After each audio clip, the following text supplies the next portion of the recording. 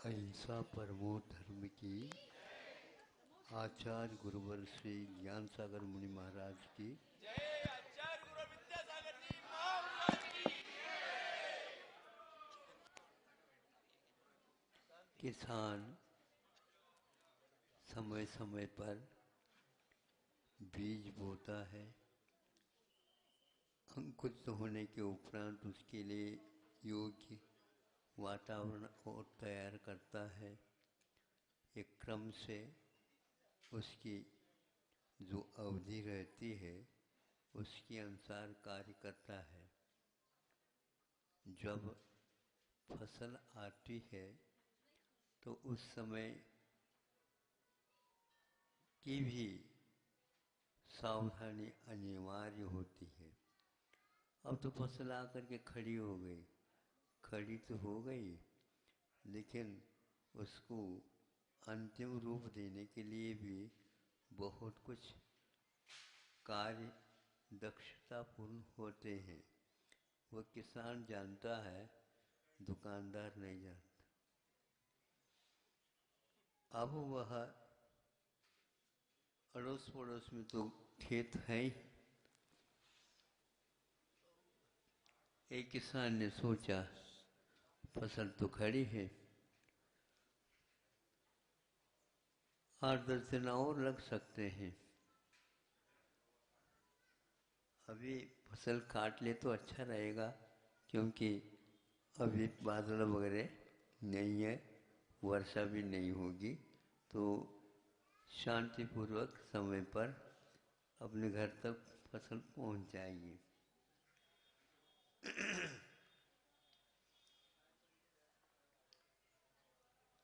ऊपर देखने से तो सूखने में थी फसल, लेकिन भीतर से अभी सूखी नहीं थी।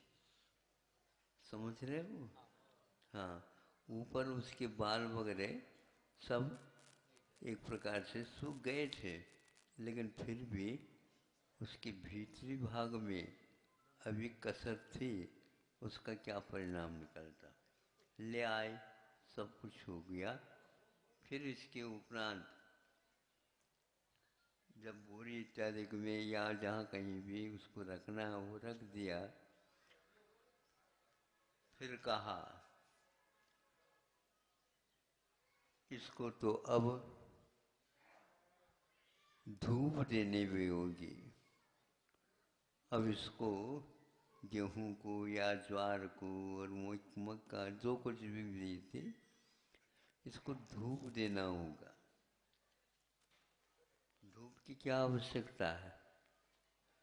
इसलिए आवश्यकता है अभी उसमें कच्चापन रह गया है, तो उसको क्या करेंगे? इसको तो 1-2 बार धूप देना ही होगा, नहीं है तो यह सही परिणाम नहीं दे पाएगा।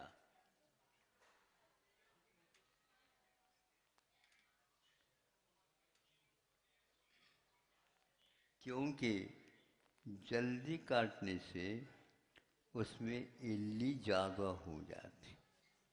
सुन रहे हैं? हाँ, इल्ली होने का अर्थ ही यही है, जल्दी काटने से इल्ली बन जाती, हो जाती है। जो सही किसान होता है वह समय तक उसको पूर्ण देखता रहता है, और उसमें एक आध बार बक्कल और एक आध बार चला देता है।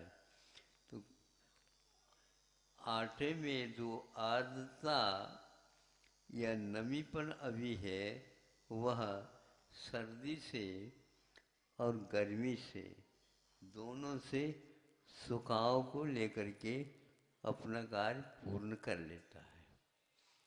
यदि हम इतने दिन और नहीं देंगे तो वह काम नहीं आता।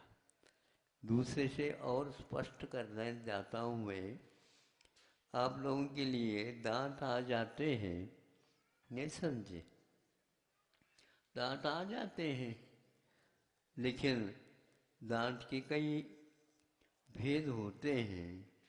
सूल का दांत अलग होता है और सामने आजू बाजू के दांत अलग होते हैं, ऊपर के भी दांत अलग होते हैं, दाढ़ के अलग होते हैं। दाढ़ के दांत जब चरवण उसके बिना, आप चरवण चरवण समझते हो, पूरा का पूरा लाडा रस में जब तक वह खाया हुआ ग्रास नहीं परिणत होता है तब तक उसका कोई भी रस आता ही नहीं। उसी प्रकार यह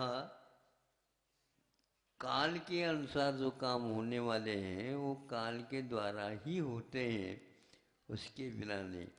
दाढ़ और सूल ये एक प्रकार से बहुत महत्वपूर्ण दांत माने जाते हैं जो चर्वण में काम करते हैं। सामने वाले बिल्कुल केवल दो भाग करने में, काटने में इत्यादि में काम में आते हैं, उसके द्वारा आप चर्वण नहीं कर सकते। किसान जो होशियार होता है वह पर्याप्त समय भी दे देता है। पर्याप्त समय देने से ही फसल में पकाव आता है। सर्दी के समय में भी पकाव और धूप इत्यादि के माध्यम से भी पकाव, हवा के माध्यम से भी पकाव, इस प्रकार पकाव होने से उसकी जो आर्द्रता रहती है वो सब शांत हो जाती है। फिर बाद में उसको आप देख सकते हैं अपने अपने दुकान में जा कर के। जब फसल दुकानदार के पास चले जाए उस समय वो बोरी में रख कर के आपको देता है, तो आप देखते हैं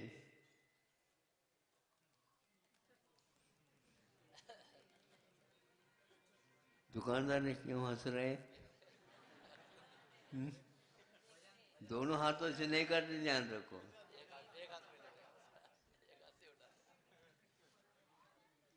ये क्या है? भिन्न भिन्न बोरी में तीन चार बोरी में गेहूँ रखा गया है, चना रखा गया है और भी है। यूं यूं देखता, यूं देख करके क्या करते हैं, इसका क्या भाव है, इसका क्या भाव है, इसका क्या भाव है, तद्भाव परिणाम। सूत्र आता है ना अपने तत्वार्थ सूत्र, उसका अपना अपना भाव है। इसके रेट अलग है, इसकी रेट अलग है, इसकी रेट अलग है। एक कहता है सस्ता कौन सा देख लो, एक कहता भैया सस्ता वाली एक आधा ना सस्ता है, 1 किलो के ले लिए, लेकिन उसमें क्या होता मालूम है? नहीं बढ़िया है, ये भी बढ़िया, ये भी बढ़िया। तो इसको यूं करने से मालूम पड़ेगा, यूं करने से जो भारी लगता है उसमें आटा पूर्ण मिला है, आया है, और जो हल्के से लगते हैं उसमें आटा पूर्ण नहीं बना है, इसलिए वो हल्का है। ये दुकानदार समझता, ग्राहक भी समझता है। इसलिए समय से पहले और भाग्य से ज़्यादा कभी भी नहीं हो सकता, चाहे कोई भी दुकान चले जाओ। आपको जल्दी है, केवल व्यापार करना चाहते हैं तो ग्राहक के लिए आप एक प्रकार से ठीक उसके साथ व्यवहार ठीक नहीं कर रहे, क्योंकि कुछ समय लगाने के उपरांत उसमें आटा भरपूर आता है और उसमें इल्ली नहीं पड़ती, स्वाद में भी अंतर आता है और उसकी उम्र जो है पूरी पूरी होती है। अब यह इल्ली जिसमें पड़ जाती है उसकी उम्र बहुत कम रहती है, इसलिए वह ये नहीं होता। दूसरा, मिठास भी उसका होगा, इसमें नहीं होगा, और वह बहुत स्वादिष्ट होकर के शक्तिवर्धक होता है।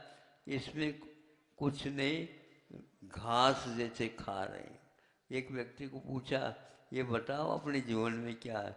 महाराज इसमें तो विज्ञान आया है, तो शिमला मिर्च आता है, पहले से मिर्च थे लेकिन वो शिमला नहीं होंगे, कश्मीरी होंगे।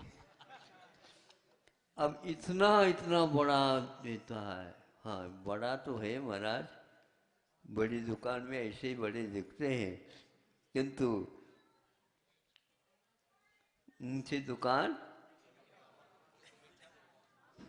फीके पकवान, फीके पकवान। तो इसी प्रकार वो घास तुल्य है।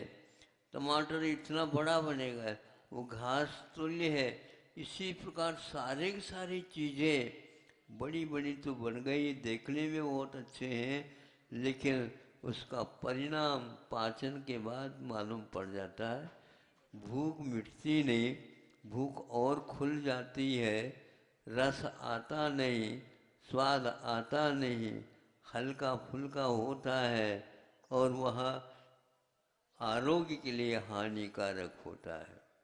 आप लोग जल्दबाजी में यदि कोई कार्य करते हैं, चाहे सांसारिक हो चाहे धार्मिक हो, वह सारा का सारा आपके विवेक और परख के ऊपर आधारित रहता है। आज का युग तो बहुत फास्ट लाइफ है। उन्होंने कहा लाइफ तो आज तक अलग होते थे, लेकिन लाइफ के पीछे भी फास्ट लाइफ है महाराज उनका तो। अच्छा, फास्ट लाइफ का तो जल्दी जल्दी मरण होना। लाइफ तो उसी को है, तो फास्ट है, ये है। तो इसलिए पहले के लोग समय पर करते थे, इसलिए पूर्ण आयु होकर के चले जाते थे। और आप फास्ट करते हैं इसलिए जल्दी चले जाते। जल्दी चले जाने वाला अगला भाव भी उसका जल्दी ऐसा ही होगा, कोई भी ठिकाना नहीं मिलेगा। इसलिए कर्म निझरा करने वाला, कर्मों के संवर करने वाला व्यक्ति फास्ट से मतलब नहीं, किंतु फास्ट का अर्थ उपवास से मतलब रखता है। थोड़े आप नहीं समझे, अच्छे पाचन करना चाहते हो, जो डाला है उसको फास्ट एक आध उपवास कर लो, ठीक ठाक हो जाएगा। नहीं है तो फिर उपवास नहीं करेंगे तो आपके लिए अवश्य ही पेट की बीमारी होगी। फिर हमेशा हमेशा क्यों, क्या खा रहे हो? कुछ नहीं खाया जाता। बोले क्या खा रहे हो? गम खा रहा हूँ। उपवास करो ना भैया, नहीं समझे। गम खाने के, गम का अर्थ होता है दुख, दुख ही भोगते जाओ, कुछ मिलने वाला नहीं है। पहले के लोग एक आध बार भी भोजन कर लेते, स्वस्थ रहते थे महाराज। वो उनके पुण्य इतना तेज नहीं था। और हम कई बार खा लेते हैं और कई बार दवाई भी खा लेते हैं, दवाई खाते ही रहते हैं। इसलिए हमारे लिए विशेष प्रबंध, अरबों रुपए खर्च करके हमारे लिए दवा खाना रख देते हैं, वहीं पर सब कुछ हमारा होता रहता है। अंतिम घड़ी भी वहीं पर निकलेंगे, क्योंकि घर में इस प्रकार का प्रबंध है ही नहीं। घर में इस प्रकार का प्रबंध है ही नहीं। अनेक प्रकार की दवाइयाँ, अनेक प्रकार के वहाँ नलियाँ, नहीं समझे। हमने देखा एक बार, ये क्या है, ये एक नदी दूसरे नदी से मिल रही है, ऐसा हिल नहीं सकता, ढूंढ नहीं सकता, देख नहीं सकता, सुन नहीं सकता। अब निर्विकल्प समाधि होना ही बाकी है। ये दशा हो रही है। इसलिए हम आपसे कहना चाहते, समय पर सब कुछ व्यवस्थित कार्यक्रम करने के लिए 6 आवश्यक बताया गया है। उन 6 आवश्यकों को जो करता रहता है उसका आदि मध्य और अंत सब कुछ व्यवस्थित होता है। और जिसका ये नहीं है तो उसके लिए अनेक प्रकार की कमियां रहती जीवन में, संतुष्टि उससे नहीं मिल पाती। संतुष्टि यदि चाहते हो तो संतोष को भी धारण करो तो यह ठीक रहेगा। माँ घर में रह कर के भी कई व्यक्ति ऐसे संतोष रखते हैं, वे कम नहीं बहुत कुछ। इसलिए दूसरी प्रतिमा वाला भी 16 स्वर्ग तक जा सकता है और 11 प्रतिमा वाला भी 16 स्वर्ग तक जाता है। और आज तो उससे आगे कोई भी नहीं बढ़ता। इतना महत्वपूर्ण 6 आवश्यकों के फल मिलते हैं, यह शास्त्रों से पढ़ने से ज्ञात होता है। अहिंसा परमो धर्म।